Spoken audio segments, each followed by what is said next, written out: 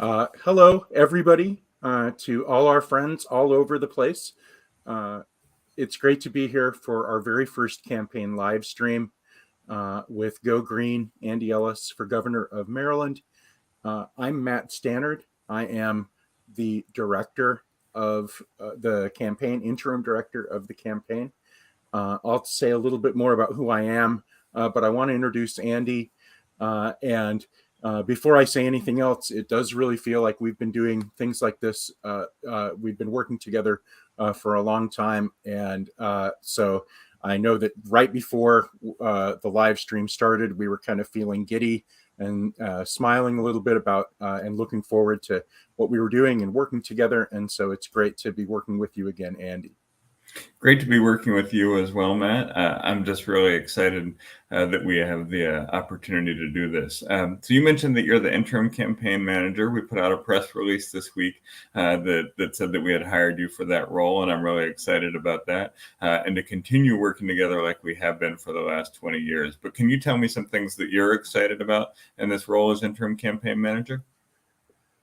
Yeah, I'm excited that that I can bring in a lot of great experiences I've had and lessons that I've learned doing some things over the past few years. I've served as co-chair of Southeast Wyoming Democratic Socialists of America. I've worked on several political campaigns. I'm an organizer. I don't consider myself like a captain or giver of orders. But what I do like to do is see teams working together and trying to build those. And I think that this is also a chance in building a campaign team to build what to me is a new party or a new kind of party rather than just following sort of the wheel ruts of third party presidential campaigns and things like that. This is like an amazing local opportunity to change the nature of party building. And I think we're in a really unique time and a real crisis point in a lot of ways. And I recall when I think about being in crisis, something that you said, Andy, to me years and years ago that really was very influential in changing my outlook on things, which is that for a lot of people, we've always been in collapse. We've always been in crisis, and society has always been in crisis for certain groups of people, and that if we treat this time as like exceptional, we also have to know that we are bringing in a long history of oppression and suffering and serious problems for communities to work out. And so that's part of the reason I think that I have ended up doing a lot of things that I'm doing because of how you and others invited me so long ago to think about politics and to think about foundational radical politics. So thank you. Yeah, thank you, Matt. I'm very excited to work on this together as a broader project, but also to do this live stream today. Awesome. I think that people can find out a lot about you on your campaign page.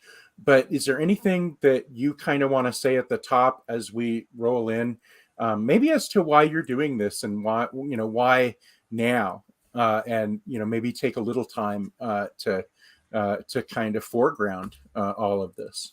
Totally. So, in 2008, when Rosa Clemente said the Green Party is not only the alternative, but it is the imperative, and that is as true today as it was in 2008. As Obama was taking office in 2008, the housing market was crashing, and Black wealth was being devastated across the country. Working people who had put everything into their homes were losing it, and when Rosa Clemente was foretelling the need for an alternative to the two-party system, and not just an alternative but an imperative, she cited the Green Party.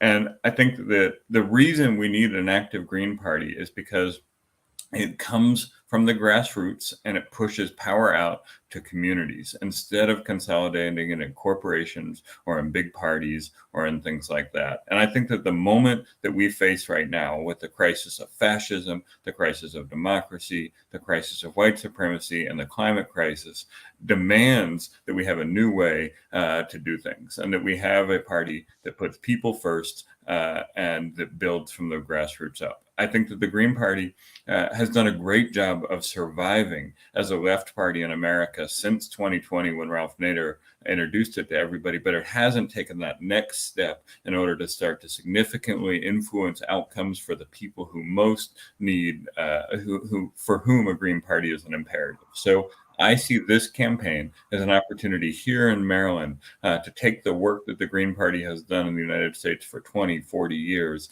and build on it so that we can get to the next stage where we can start changing outcomes in order to face the crises of our time.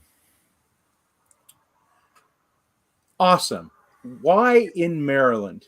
If you don't mind me going a little off script for a moment, since in this particular live stream, I know that there's going to be a lot of people watching, or a lot of people watch afterwards from all over the place who are interested in green politics and in alternative politics.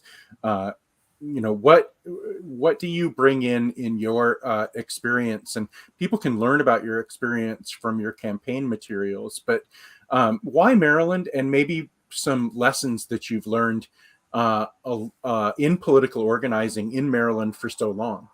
Sure. Well, first of all, Maryland, because I live in Maryland, and I live here. I went to high school here. I went to college here. I've lived in Baltimore City for the last 20 years or so. So that's why in Maryland is the first answer. But I think a broader sort of question is for me, state level politics are the best level in order to build movements like this. They're concrete enough that they affect people's lives, and they allow abstractions to allow us to think about different kinds of politics.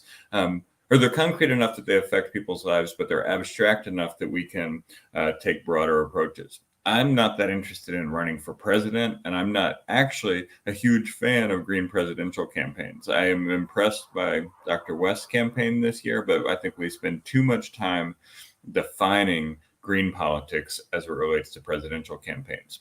On the other side, while I respect and support people who are running to make a real material change in places like Baltimore City or Montgomery County, Maryland, I think that local politics often miss the level of abstraction necessary to help us get to a new way of thinking about parties and politics. So for me, state level politics are the perfect place to focus. So. That's you great. had another question there about I'm sorry. There was embedded in there another question. And that was, kind of like, what have you learned from? You've been doing this for what, 20? You've been organizing for about 20 years, right? And certainly you've, we are wrong so much more often than we're right. What have you learned along the way? Yeah, I think that's a great question. So one of my mentors in the Green Party, and a dear friend and a mentor who passed away in 2018, Mark McCullough, said something like, anyone can do something. Some people can do a lot of things, but no one can do everything. And what that says to me is that when we're trying to build movements, we can't rely on extraordinary leaders who put their shoulder behind the rock and push and push and push. We need those folks, but we need to build movements. We need to bring people in, and we need to have organizations that are built around people, not around a person. And so I think that's one thing, is that we constantly have to be looking for new people to participate in movements like this. We have to constantly be looking for new leaders, and we have to make sure that none of us are taking all of the burden and putting it on our shoulders, but that we're building a broad foundation. So that's one thing. I think another thing is that you got to lead with your values, but you got to get out of your comfort zone at the same time. And there's a really good Boston Review article this week by Miriam Kaba and Kelly Hayes that talks about this. And the basic concept is we have to figure out in our movement building how to stop talking to the people who share our language and share our worldview. And we have to start expanding and figuring out how to bring more people into the movement. At the same time, that can't mean compromising our values. That can't mean, agreeing with people who don't have an anti-racist perspective, or it doesn't mean we have to agree with people's racism in order to work with them on broader senses of justice. I think that concept, though, is a really difficult one, and one that during the course of this campaign, I think it's going to be essential for us to push through. But the basic concept is you gotta be willing to we got to be willing to move beyond our political and organizing comfort zones, but understand what our values are. So why are we doing this so early, would you say, given that so much attention, I think certainly national attention, including, kind of having a third party presidential candidate in the mix and all of that, is all kind of foregrounding 2024. This seems like, to me, as someone who's worked on campaigns, an earlier, much earlier start date, or a much more robust exploratory campaign, or maybe a little bit of both. 2026 seems a long way away. So first, let me say a little bit of a thing about exploratory campaigns. We could have set this campaign up as an exploratory campaign and been subject to less stringent campaign finance regulations than we are right now. And then we wouldn't have had the same transparency, and it wouldn't have had things like that. State boards of elections and people who govern campaign finance law often treat exploratory campaigns as different, especially the case in Maryland. I made an explicit choice to run the exploratory part of the campaign as if it was subject to the same transparency and campaign finance regulations as everything else, so that when we get to 2025 or 2026, people can see who's donated, people can see how we've spent money. So that's a tactical question. But broader than that, I think that political organizing outside the two-party system is incredibly hard. It's hard because most people, if you look at the data and you see surveys, most people say they want a second party. They want other parties. They want more parties than we have right now. But they don't have a conception of how to get there. They just sort of want more parties. And part of the reason that we have that problem, and a lot of this comes from Lee Drutman, who wrote the Two-Party Doom Loop and put out a new report on more and healthier parties. But Lee Drutman suggests that the reason that there is this want for new parties, but not actual new parties, is because most people see elections as the only time in which they interact with politicians and when they interact with parties. So candidates become the people who are able to shape what the vision of their party is, and candidates become how people come to understand parties. So for me, when I look at that, I sort of say, look, we need to, if we want to build a party, if we want to build a Green Party that can meet the moment and be the imperative that Rosa Clemente calls us to, we've got to do it through a campaign. And the biggest, most visible campaign we can do it through in Maryland that speaks to issues that affect everybody is the governor's campaign. I think that the other part of that is, as I mentioned when I was talking about Mark McCullough earlier,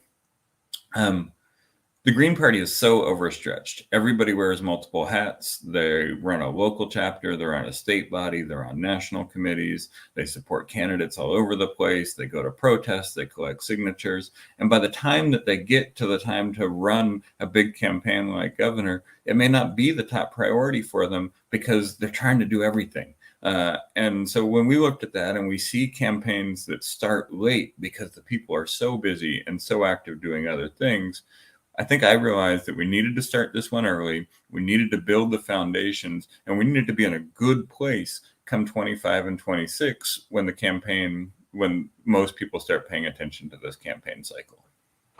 What does that mean on the ground in terms of what you're doing in the state? Where are you going?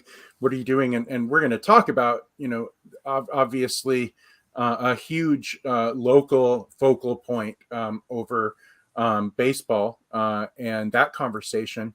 But what are some other things that are happening right there where you are and kind of across the state that you will be involved in this early, in some of these early stages of the campaign?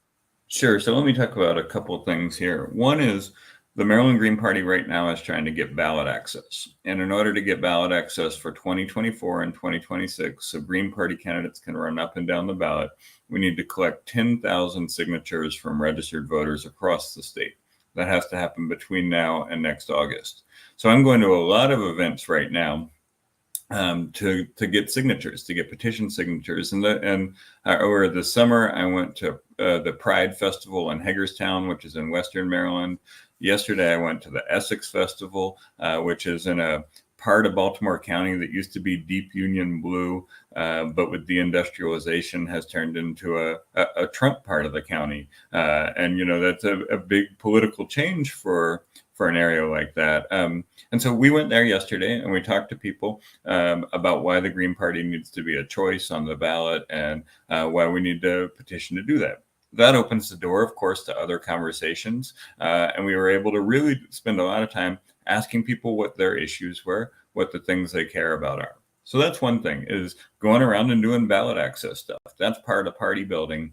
And I think every campaign should be involved in that. So I'm it really opens up a conversation, doesn't it? It really, the question of ballot access invites a bunch of other conversation about what is wrong and what we want to do. Yeah, and how choices are presented and how choices are limited. The other thing is that the campaign is there's 7,500 registered Green voters in the state of Maryland at the point that we lost our ballot access this year. So one of my goals is to contact all 7,500 of them, to ask them what brought them into the Green Party, what values and issues they care about, and to ask what level they'd like to participate in. I think if we want to have a Green Party that works in the state of Maryland in order to change outcomes and to build movements, we got to talk to Greens. We got to spend this time going out there, making sure we understand what people care about and what issues motivate them. So that's one of the benefits of starting early. If we started in 2026, it wouldn't make a whole lot of sense to spend this time talking to Greens, because we'd be so desperate to try to convince other folks to vote for us at that point that we would hope Greens would vote for the Green on the ballot. But by starting early, we can go out there and have conversations and listen to people and listen to what they have to say about what matters to them and build a campaign and a party that is responsive to that. So in talking about ballot access, this is a long and sordid struggle and such a righteous one. And it's one that unites a lot of other parties too. Give us, in Maryland terms, and maybe terms that will make sense in other parts of the country, the concise version of the story of third-party struggles to get on the ballot, to stay on the ballot, which is as harder than getting on the ballot. What do you have to do, and what is it? What is the road ahead? Okay, so the concise version of the story is that the way that we do elections and political parties right now is not the way that it had always been. In the 19th century, there were oftentimes multiple parties in any given election. And we had an American history that was always been a multiple party democracy up until about the 1900s. At about the 1900s, or around abouts there, states started to regulate the ballot. And as states started to regulate the ballot, they determined who showed up on it, how voters could vote. A bunch of progressive era reforms and a bunch of other reforms started to say we need more focus on regulations. So when the state started regulating the ballot, they had to start deciding who got access to the ballot. And that meant which candidates could appear on it, which parties could place people on it, and how citizen referendums and questions were added to it. Initially, there were several ways of determining that. One was the number of petitions that somebody could collect, or number of signatures on a petition, always been a part of the method. Another part of it is vote tests and voter registration tests. So if you run a candidate and they get X% of the vote, then your party gets ballot access. If you have voter registration and X number of voters are registered with your party gets ballot access. The third way that it happens is money. And even still today, some states are just like, just pay us the money and you can get on the ballot. And so what happened is, as states started to take control of ballots, state governments started to make regulations on ballots. And what they did is they slowly increased each of those things we talked about. They increased the threshold of the number of votes that you needed. They increased the threshold of the number of signatures that you needed. And that, created a process that made it harder and harder for small parties, independents, and issues to get on the ballot. Today, in Maryland, we have to get 10,000 signatures on paper, 10,000 ink signatures on paper every 4 years if we don't get 1% in the governor's race. And, Maryland's not a terrible state. There's a lot of states that are way worse than Maryland, but it's a pretty big burden. And what ends up happening about that is, even though it is useful to go have conversations with people in Essex about the Green Party being on the ballot, it would be a much better use of our time to go to Essex and have conversations with people about what they need, what they want out of a political party, what they want out of their political candidates. And so because we're focused on doing all of this paperwork and this sort of petitioning process and things like that, it distracts parties from being able to run candidates, from being able to build infrastructure and things like that. And it's a real challenge because people in the two parties don't ever have to worry about ballot access. Their parties are guaranteed to be on the ballot. And for smaller parties, it is the sort of life and death issue.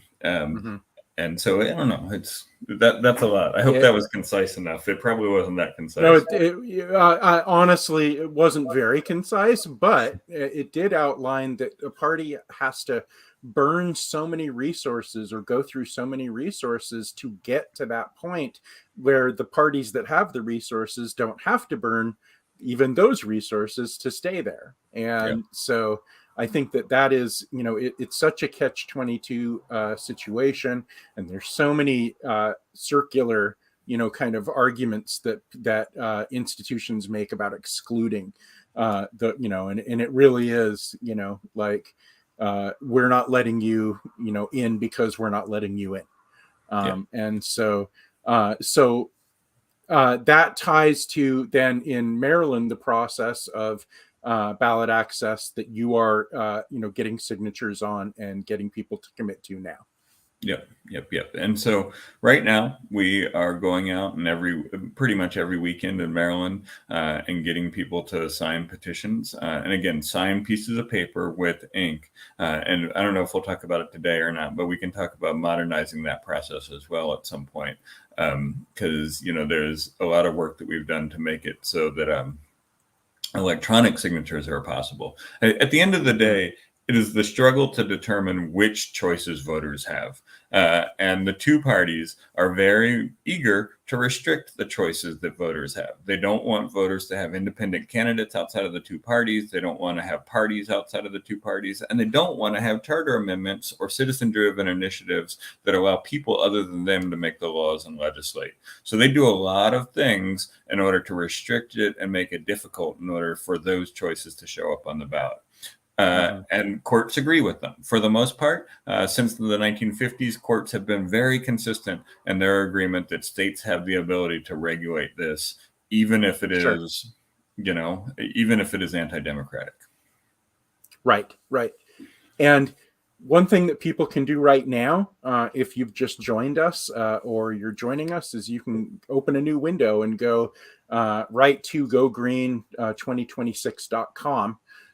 Where you can learn all about the campaign, you can learn about the candidate, and kind of also a little bit more about the stage that the campaign is at right now, which really is this resource gathering stage and information gathering stage. And that's another thing the campaign is doing, is reaching out to particularly to Maryland Greens and to folks that have been working with or around Green Party politics in Maryland. Isn't that right?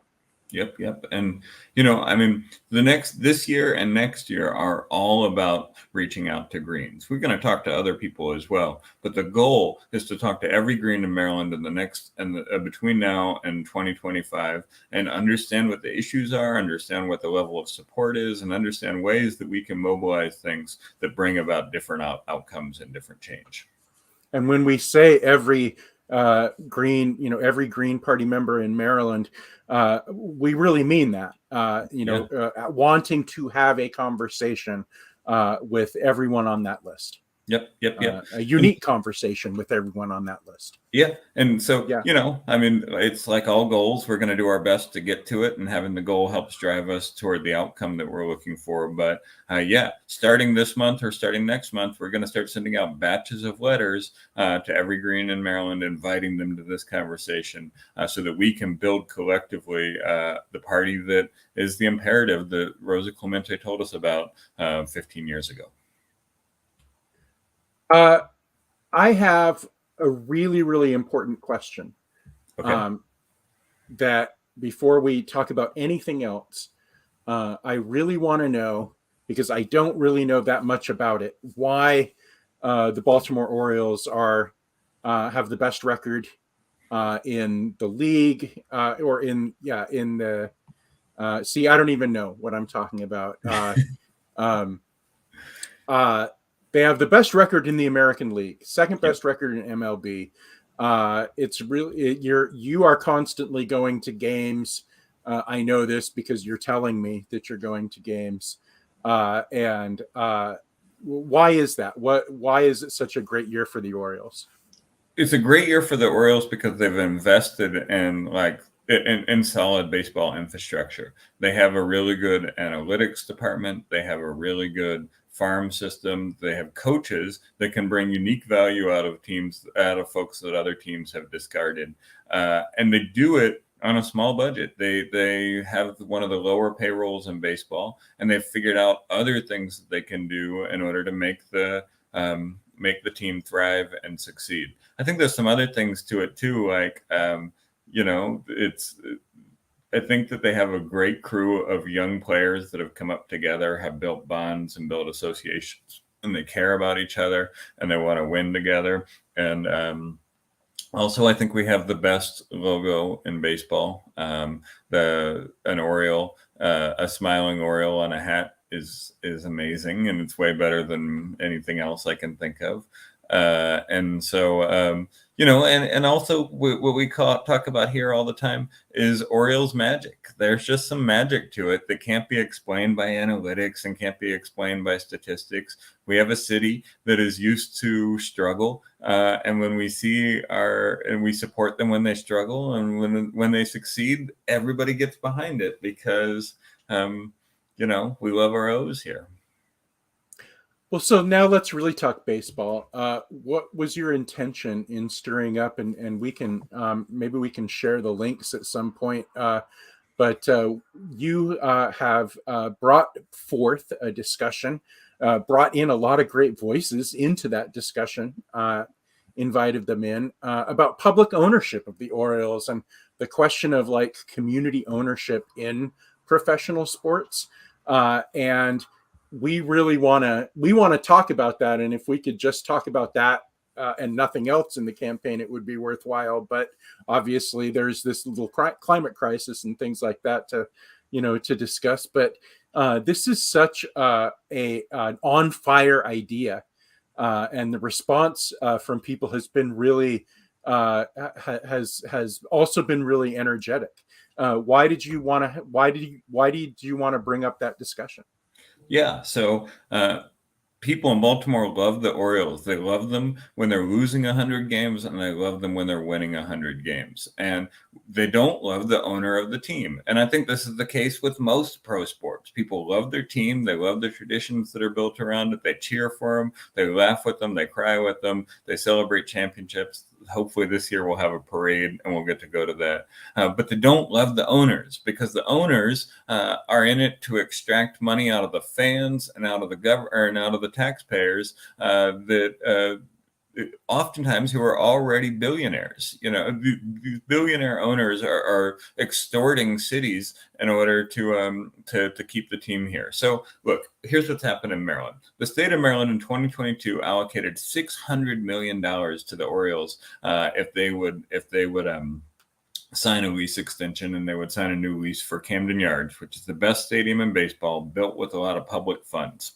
And what ended up happening is the owner has decided that he doesn't want $600 million. He wants more than that. And he wants the state to not only subsidize his baseball team, but to subsidize his real estate development that he wants to build around the park. You see, he went down to Atlanta with the governor and toured their taxpayer-funded sports entertainment complex. And now he's telling the governor that in order to sign a lease, the governor, who, by the way, he made maximum campaign contributions to, and who regularly shares a box, a luxury box at the stadium with him. But anyway, we'll talk about that later.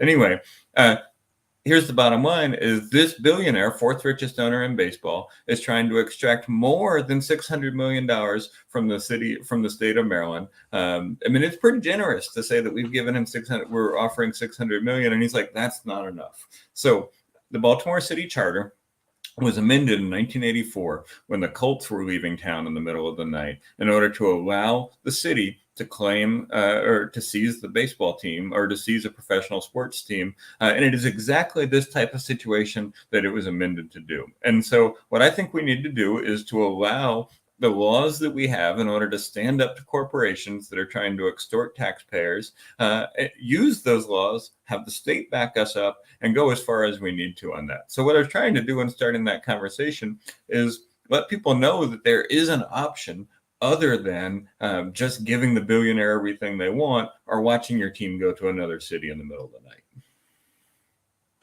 And there's a great, your opinion piece is on Maryland Matters.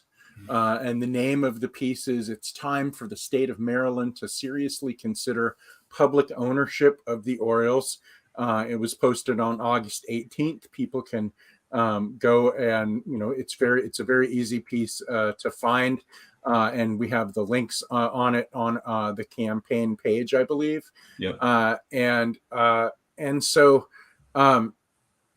you kind of go through a lot of these same. Yeah, please. So there's a really good article in the Atlantic this week The Athletic this week by Evan Drellich. And what he's talking about is the way that the entirety of Major League Baseball is running the same scam on cities and states right now. So you have places like Oakland, Anaheim, Milwaukee, Tampa, Baltimore. All of these are facing owners who are threatening to take the team away unless they get government subsidies in order to build their real estate empire. All of these people are billionaires, and all of these people have corporations that are colluding to work together in order to make sure that they can extract as much taxpayer money as they can. And so one of the things that we need here is we need politicians who are willing to stand up to corporations like that and use the power of law and government that they have, right? If Baltimore City's charter says that we can seize the team, then we should seize the team, and we should let the Attorney General defend that in court, because baseball has an antitrust exemption that is given to them by Congress so that they can run a monopoly that is publicly subsidized. And so this is not just a baseball question. This is a larger question of how Democrats and our government relate to the corporations that will extort them for subsidies, call it a public-private partnership, and screw the people over and over again. And we need absolutely. We need political leaders who have the courage to stand up to the corporation that is Major League Baseball, defend local laws that allow them to protect public goods. And we need to think about that as a means of keeping these public goods that have tons and tons of public investment in them in our communities, and not letting the billionaires use the threat to leave as extortion. And as you say, that struggle has taken place all over with Major League Sports. And there are also, these sort of shining examples, sometimes in different forms and different ways, that the public has taken over teams. and owned and managed teams, and taken that really outlandish and asymmetric kind of model of ownership away, and kind of given that not only the teams but also the facilities back to the people as public utilities, essentially. Yeah, and totally. And there's a long tradition of this, that this is a 40-year movement at least, that about public ownership of teams, especially here in Baltimore, because when the Colts left, they were playing one city against another in order to get the most taxpayer dollars they could. And when the state of Indiana coughed up more taxpayer dollars than Maryland did, they packed up in Mayflower vans in the middle of the night and drove away. And the National Football League protected them in doing that. And if Congress is going to protect the National Football League in doing that, we need politicians that are going to go after that legally in the courts. We need politicians that are going to go after that legislatively, but we need movements that back up politicians that are going to go after the business owners and the billionaires who are making these decisions, and allow local law to be what drives the decision here, and not the monopolistic whims of billionaires that Congress works hand in hand with. This is really exciting, and of course, there's another site that will be up on saving the Orioles, right? Yeah, totally. So myself and a guy who's been involved in these stadium fights for a long time, named Bill Marker, our revolution Democrat, but this is the kind of bipartisanship that I like, Greens and Democrats working together on things like this. Bill and I have put together a site called Save Our Orioles, and it has a bunch of information about it. You can see the link there. We went out before the game the other night at Camden Yards, and we handed out flyers to Orioles fans that let them know about that. And we let them know that their city government has the power to stop the billionaire John Angelos from threatening to take the team away or from extorting more money out of the taxpayers. And people love to hear it. There's no kind of organizing I like as much as sports fan organizing. And when I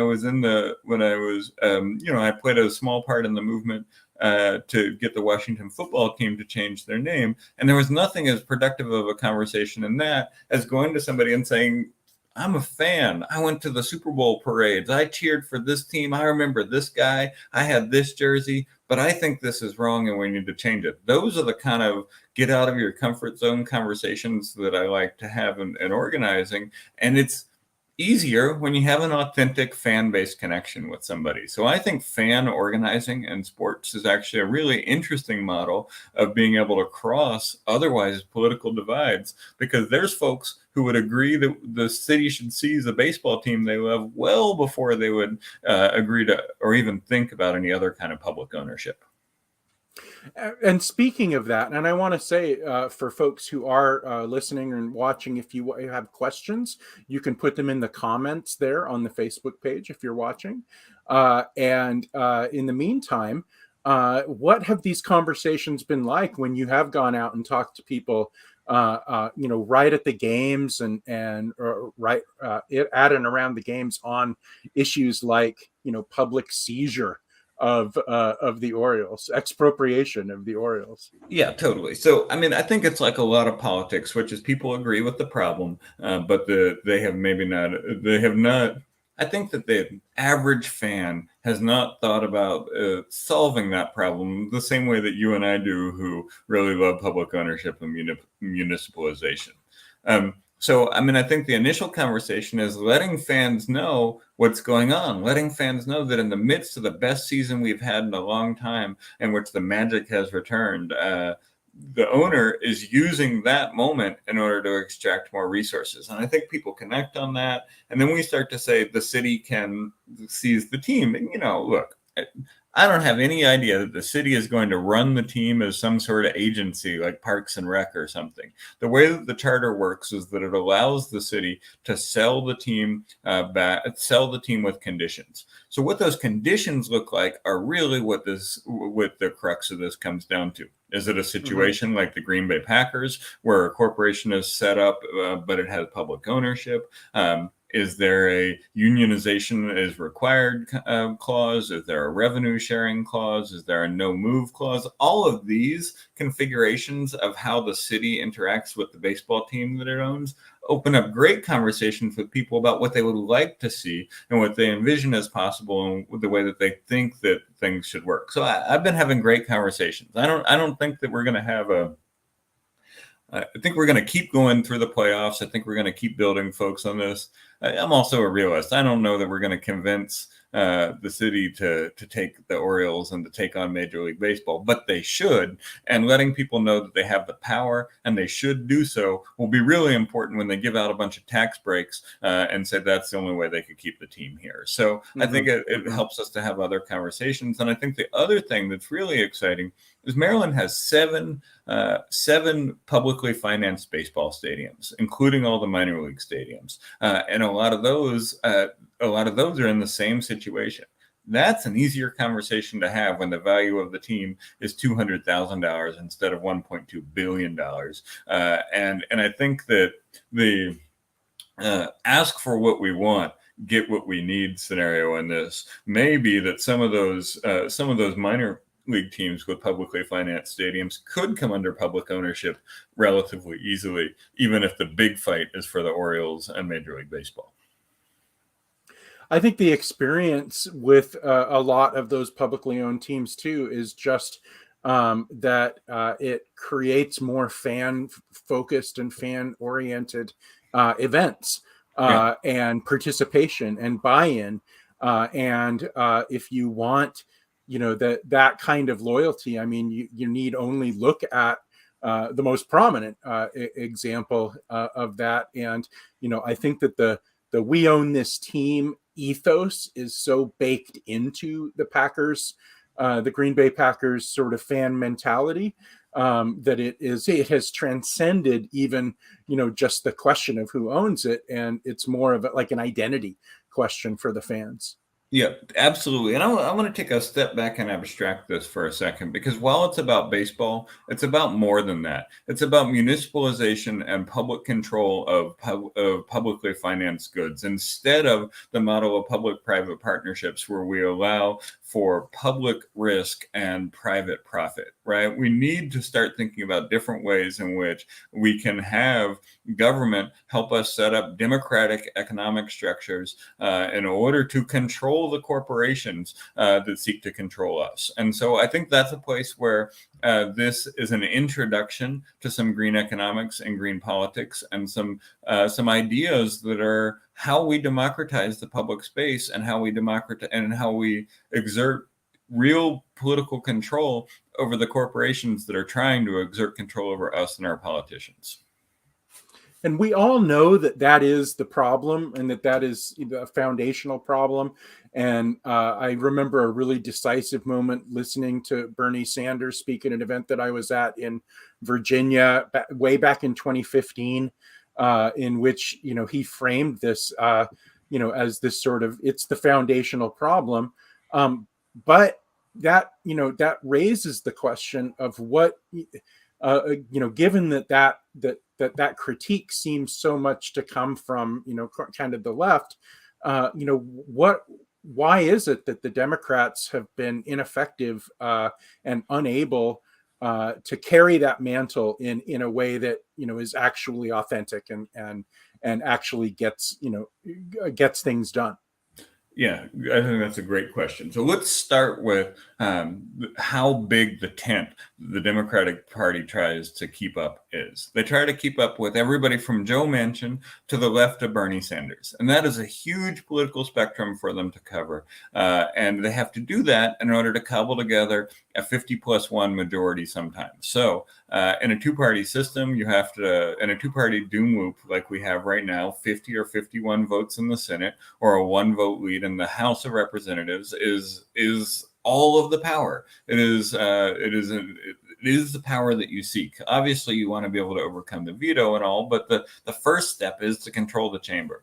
So because they've tried to create such a big tent, they have become indebted to a few forces that become impossible to manage to work through. One of those is the corporations that are at the core of the climate problem, and the corporations that are at the core of the baseball problem, or buddy with the Democrats who are elected. And so if you look at all the fossil fuel money and fossil fuel leaders who are in Joe Biden's government, or if you look at the way that Democrat Governor Wes Moore is friends with John Angelos, who owns the Orioles, and had a campaign contribution. In every case, there's an interconnectedness between the corporations that are causing the problems and the Democrats who are elected. The next one is that they've created this insulating layer of nonprofit advocacy groups that stand in for grassroots and community-led institutions. There was a whole bunch of grassroots and community-led institutions at a different time, but campaign finance law has become such that what we now have is nonprofit advocacy groups doing mobilization instead of organizing. And we can see the limits of that mobilize instead of organize strategy when we see the Republicans do things like the Dobbs decision or any of the other environmental decisions. Those organizations that have become the grassroots are not able to stop that. They're not able to do anything. They're just able to mobilize donations and voters and calls to your congressman. So what you then end up with is a place where you then end up in a place where you've got to compromise with Joe Manchin, who wants to build pipelines. You've got to compromise with a coal baron like Joe Manchin, who wants to build pipelines, and you never are able to. There's no political value to moving to the left, and so what you end up with is big tent, embed with corporations, and embed with an advocacy class that doesn't actually want to make real change. And you have a party that is just simply ineffective at facing the crisis we have now. Now, look, I don't think we need to think about the Democratic Party going away. I think if we think about a multi-party system in which the Democrats are a center-left, liberal, establishment, institutionalist party, that's just fine. But we can't get to that world because they've been suppressing third parties as their sort of primary means of continuing to exist. And because they have to go from Joe Manchin to Bernie Sanders, it's impossible to govern in a way that actually addresses the crisis. I want to talk more briefly, at least at some point in the next few minutes, about what we're talking about with parties, because I don't want people to think that this is just a conversation about letting more parties in. I think this is also a conversation about changing the way we look at parties and political parties in America in support of a multi-party democracy. But before we get there, I want to make sure we have time to do this, which is to invite people into the campaign, ways that people can get involved. Why don't you talk about the resources that we have and the access points for people to get involved right now in the campaign? Yeah, great question, Matt. And so there's a few ways to get involved right now. One is to sign up for the campaign email. And I know that sounds about as exciting as a root canal, but we are doing. I see what you did there. Yeah. Yeah. We're doing campaign email a little bit different. We want campaign emails to have more of a newsletter feel to them so that you can keep up to date with the campaign. Obviously, we're going to use them for fundraising and things like that, but we're not going to send you an email every 6 minutes that says something fundraising. We're going to have a couple of emails a month, maybe 3 emails a month. They're going to be more newsletter style. And one of the things that I like is if you reply to them, you can get to me and we can have a conversation. Next thing is follow on social media. Probably much to Matt's chagrin, I still run all the social media at this point. And so I'm able to see what anybody says. So if you have questions or you want to engage around something, follow on the campaign social media. You can also schedule a one-on-one with me. You can just schedule a time on the calendar where we talk. And I'm happy to do that with almost everybody. And then, this live stream will be a place that we're trying to develop for interaction over time. One of the things we really want to do here is move it beyond Matt and I talking to each other. This is fine for today, but as we start to engage more and more people in the process of building this movement, we want to bring them on here, hear what they're working on, and hear how people out there can support that. And then the last one is you can donate. We believe, we made a decision early on that we are going to hire Matt. Matt is working, we're paying Matt for his time, probably not as much as he deserves or he's worth, but we are paying him for his time. And we want to do that with other folks. We also want to do really good outreach, and we want to contact Greens across the state. And so, we don't take corporate donations, obviously, but we do take donations from folks like you. And that can be a $5 or $10 here and there. It could be a recurring $26, whatever you want, helps us to pay people to do the work and to do the outreach to the Greens that we need in order to build this movement. That's great. And we've been sharing links, here on, through this fine StreamYard platform, including a link to DonorBox, donorbox.org/GoGreen2026. And again, Go Green 2026 is also the campaign webpage, and lots of different places to get involved. We are on social media. We're on Twitter, X, and we are on Facebook as well, and we'll be on some other platforms as well. So I want to kind of put a couple of things together that we were going to talk about. I want to talk a little bit about climate change, but I want to do that in the context of we had talked about, and I had said at one point that I felt like what we felt like we're trying to emphasize the way that stakeholders should control their parties, and that parties can be more than just a conduit for elections, and have been historically more than that, and that part of bringing democracy back to, or reasserting democracy in America, I think, is reinventing those parties as stakeholder parties. And what an important time to do that, as climate change and climate disruption is really collapsing so many American institutions right now. So we're in this very, very odd time, and also trying to revive this notion of stakeholder parties. How does that all come together in your mind? Okay. I think that is a lot, and we'll have a live stream that just talks about this concept. But let me exactly. try to bottom line it here. So a lot of this stuff for me comes from articles that Tabitha Abu-El-Haj and Diddy Cow have written about associational party building. And what that means to me is that the two corporate parties have become brands that are marketing donations and voting. They have very much become disconnected from most of their voters. They're not responsive to what voters need. And party elites, for the most part, are shaping the message of those parties and then nationalizing it and marketing it out to people.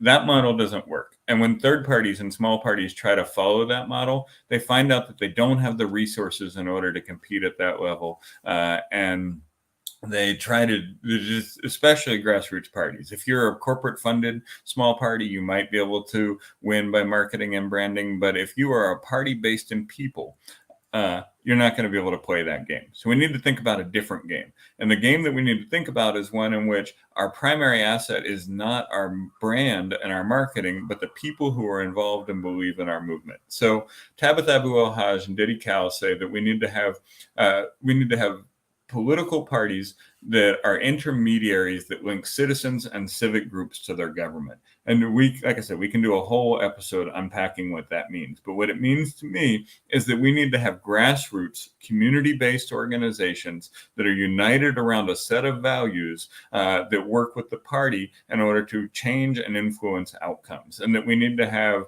social settings in which the party grows. We need to have connections with our neighbors. We need to have a variety of different groups outside of the party exerting influence on the party so that the party can exert influence on the government. And I think that this is a concept that many Green Party folks have talked about over the years, is that we need to move away from the brand-based politics of the two-party system and the marketing-based politics of the two-party system, and get back to an organizing focus so that a small party is able to use the power of its ballot line in order to punch above its collective weight and to exhibit a set of values and solutions that derive from those values. And I think that in the process of doing that, it has to be responsive, and it has to talk to people, it has to ask them what they need, and it has to explain how those values and solutions meet that. And it has to work with people to shape what the party does and is,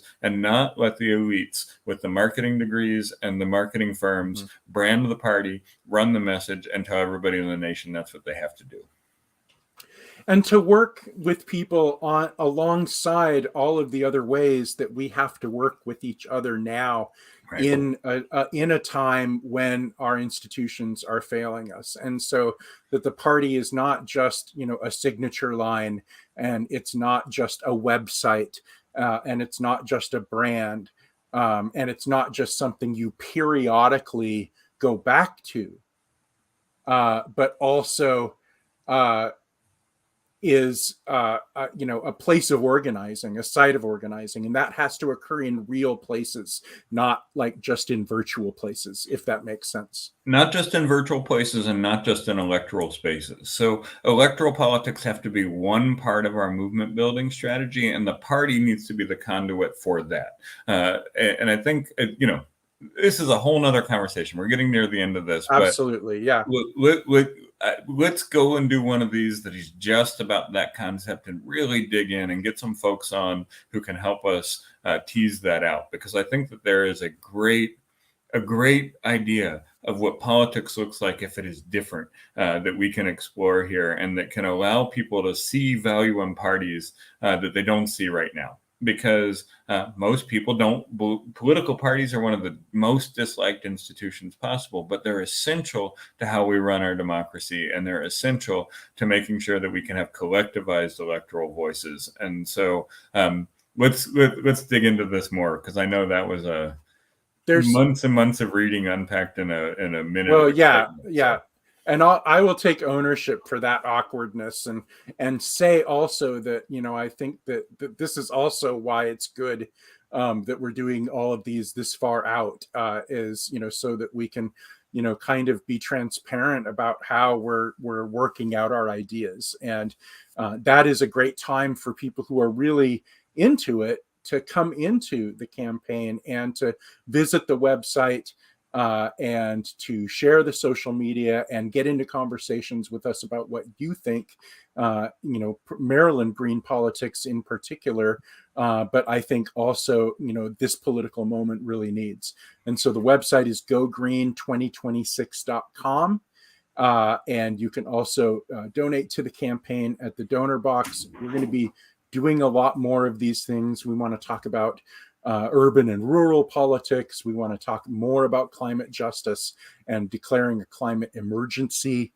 And we absolutely want to talk more about public ownership, and the idea of stakeholders running political parties, as well as stakeholders in communities running their sports teams and running their public utilities. And these are all conversations that we're going to be raising in the next many weeks to come. Totally. Do we want to talk about climate a little bit today? It's I know we're near the top of the hour, but I don't mind. To paraphrase Ronald Reagan, I'm paying for this live stream, so that's fine. And if that's the only time that you ever paraphrase Ronald Reagan, then that works for me. It will be, I promise. But yeah, I think that kind of showcasing maybe some of the main points of how you want this campaign to talk about climate and what to push for, I think is a good use of our extra time. Excellent. So there's a couple of points that I want to talk about in regards to climate. It's it is a great slogan to say declare a climate emergency, and it is a great slogan that we need to build on. So I think that the 2022 Maryland Green Party campaign that Nancy Wallace and Pat Elder ran did a really good job of starting to identify what it looks like in order to declare a climate emergency in Maryland, what policy levers that we can use, and what ways that we can act. And so I think that it's a really good foundation for us. And, it also, that campaign also did an excellent job of highlighting the way that PFAS chemicals, forever chemicals, are having such a devastating impact on Marylanders right now. Pat Elder, who is the lieutenant governor candidate, is a world-renowned expert on this topic, and he was able to use their campaign in 2022 in order to bring focus to that. And, so I say that to say that we're always building on a tradition of other campaigns that have come before us. And, Nancy and Pat did a great job of outlining how we start to use government resources in order to actually enact a climate emergency, because anybody can declare one, but the emergency actions that you take after declaring it indicate where your values and solutions are and how things are going to work. So that's one thing. The second thing that I think is really inspiring, and this was the Cornel West press release this week about his participation in fossil fuels march in New York City.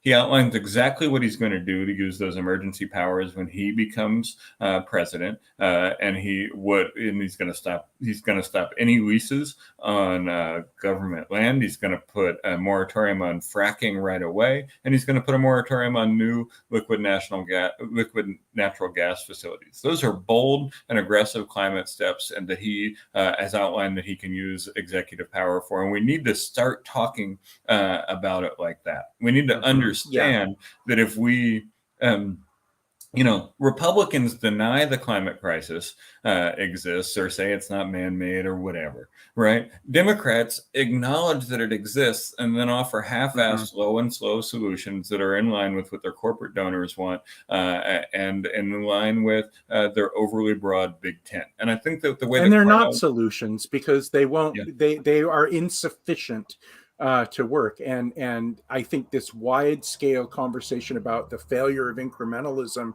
is so important to the conversation about building a new politics. Yep, totally. And they're not solutions. I mean, it's the worst of both worlds, because they clearly recognize the crisis and they raise money off of the crisis, and then they don't solve it. And they offer solutions that get in the way of solving it. They give Joe Manchin pipelines as part of green politics. They open up vast amounts of drilling space in Alaska as part of green politics, and it's just not that. So we can talk more about the actual specifics of that in a while. But one other thing that Cornel West says in this piece that I think, or in this press release, that is so useful, is that Democrats work with the corporations that are destroying the lives, community, air, and water of the Black, brown, Indigenous, and poor people they say that they do everything for, and they say are the bulwarks to democracy. And what we end up with is a situation where the Democrats, posing as the only alternative, tell people that, yes, we're going to work with the corporation that is pumping coal dust into your community and giving all of your kids asthma, but we're the only choice you have in order to, protect democracy or whatever. And people are starting to see through that. And I think that it's really useful that Cornel West is highlighting the connection between the Democratic donors, their corporations, and the people who are doing the harm to the communities of the people they say they're most trying to protect. So with that as a starting point, I want to say here's some things that we're going to talk about during this campaign about what it looks like to address the climate question in Maryland. First thing is, we're going to use the emergency powers that we have immediately to provide resources to Marylanders who are at the most immediate risk of climate and environmental collapse. As you said at the beginning of this, plenty of people are already experiencing collapse and are already experiencing crisis, and they live in a state of precariousness where any rise in the waters, any rise in the temperatures can literally be a question of life and death. So we're going to use the emergency powers that the governor has in order to make sure that there are resources available to people that are facing life and death. That's a day one type of thing. We're going to sign that executive order, and we're going to make sure that we have the ability to adapt and remediate immediate life and death climate crisis. The next thing is we're going to work with the legislature to solve problems now, not in 2030 or 2050. It's easy to kick the can down the road to a time when you're not going to be in the legislature anymore as the point at which you have to make the tough decisions. But we're gonna work with the legislature to do it now, and if they allow their corporate donors to coerce them into low and slow climate solutions, then we're going to use emergency and executive power in every place that we can in order to implement the kind of solutions that are necessary. The next thing we're going to do is we're going to sue the shit out of the corporations that are poisoning our communities. We're not going to go to their corporate fundraisers. We're not going to be buddy-buddy with them. We're not going to invite them to our inauguration. We're not going to sit down at the table with them and ask them to come up with a solution to the communities they poisoned. We're going to sue the shit out of them. And when we win those cases, we're going to use those settlements in order to help a just transition so that the people in those communities that have jobs that are dependent on those industries that are destroying those communities have a path forward. The last thing we're going to do, and this may be the most important thing, is we're going to push power out beyond the environmental advocacy nonprofit industrial complex that regulates all of this stuff right now. The power lies in communities, and we know that because those are the people who are solving the problems right now when government can't, and those are the people who are telling government about what real problems are. So we're going to push those resources that currently go out to the nonprofit industrial groups and the advocacy groups, not just the money resources, but the power to make policy into communities. And then we're going to invest in community organizations and institutions that can face the climate crisis that we have, that can bring the solutions from the grassroots, and can change the way that we make this kind of policy so that it is not, so that we're not ceding all of our power to a nonprofit who will market how bad the climate crisis is and then go get drinks with the legislators and offer buddy-buddy solutions that keep everybody in the money. And I think that's also just a really good way to say how, we think politics should be done differently across a wide variety of issues. But for me, the wholesale failure of incrementalism on, in the face of climate disruption, in my mind, is going to be a lot of people's points of change. And a lot of people are going to find themselves reinvesting in a different kind of politics, I think, as a result of that. I think millions of people are. It's happening now. We're seeing it everywhere in acts of resistance. We're seeing it in court decisions that are starting to uphold the climate rights of future generations or of young people now. And I think we're seeing that worldwide. And so it is in Maryland and, all over the place, a really exciting moment and an exciting time.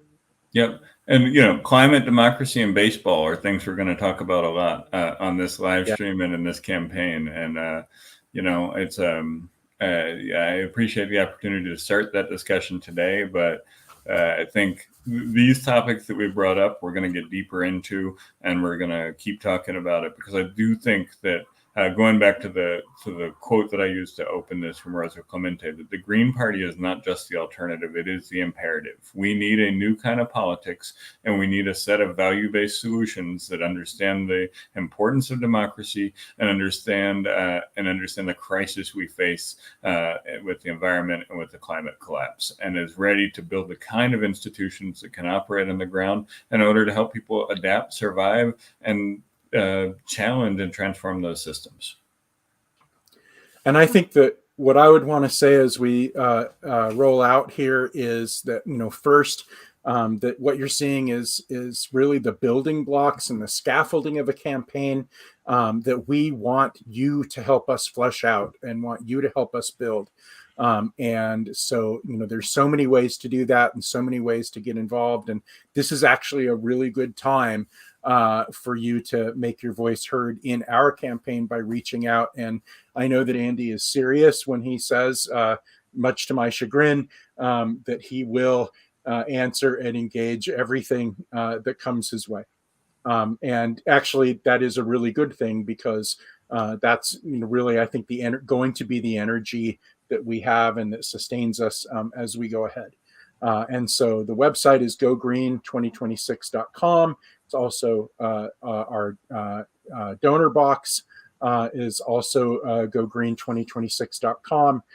If you would like to make a donation, and donorbox.org, /gogreen2026. And that's should be on the screen there as well. And want to thank everyone for joining us or watching. Please get in touch with the campaign. We're very excited about the weeks and months to come. Thank you, Matt. And I look forward to doing this again. And I look forward to talking with anybody who's watching or listening about anything that they liked, didn't like, or have suggestions about. Thanks, everybody.